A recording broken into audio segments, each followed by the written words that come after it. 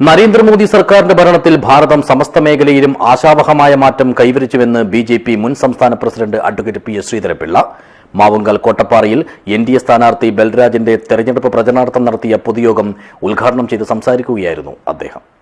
This news sponsored by Shobhika Weddings, Big Mall, Kanyanad, Kozhikode, Koilandi and Kuttiyadi.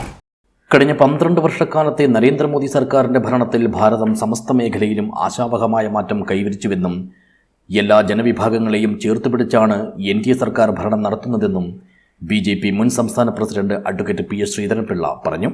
Kanhangad മണ്ഡലം NDA സ്ഥാനാർത്ഥി M ബൽരാജിന്റെ തിരഞ്ഞെടുപ്പ് പ്രചരണാർത്ഥം Vazhakkode booth കമ്മിറ്റിയുടെ നേതൃത്വത്തിൽ കോട്ടപ്പാറയിൽ സംഘടിപ്പിച്ച പൊതുയോഗം ഉദ്ഘാടനം ചെയ്ത് സംസാരിക്കുകയായിരുന്നു അദ്ദേഹം. കേരളത്തിൽ ഭീകരവാദ സംഘടനകളായ ജമായത്തെ ഇസ്ലാമിയുടെയും SDPIയുടെയും വോട്ടുകൾ നേടാൻ ഇടതുപക്ഷവും വലതുപക്ഷവും മത്സരിക്കുകയാണെന്നും ശ്രീധരൻപിള്ള കുറ്റപ്പെടുത്തി. ആദ്യമായി കേരളം രൂപീകരിച്ച് നടന്ന തെരഞ്ഞെടുപ്പിൽ EMSന്റെ മന്ത്രിസഭ വന്നപ്പോൾ AK ഗോപാൽ എഴുതി വെച്ച 4 സെന്റൻസ് ഉണ്ട്, 4 വാചകങ്ങളുണ്ട്. നിങ്ങൾക്കറിയാമോ, അന്ന് 8 സംസ്ഥാനങ്ങളിൽ നിന്ന് 57 8 സംസ്ഥാനങ്ങളിൽ നിന്ന് ഒറ്റയ്ക്ക് കമ്മ്യൂണിസ്റ്റ് പാർട്ടിക്ക്, AK ഗോപാലിന്റെ പാർട്ടിക്ക്, EMSന്റെ പാർട്ടിക്ക് MLAമാരെയും MP ജയിപ്പിക്കാൻ സാധിക്കുമായിരുന്നു.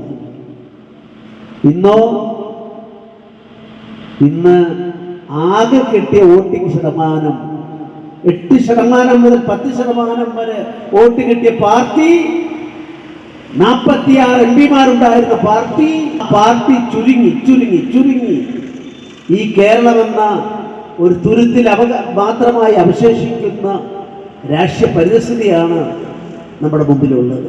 ചടങ്ങിൽ ബൂത്ത് പ്രസിഡന്റ് പി സന്ദീപ് അധ്യക്ഷനായി.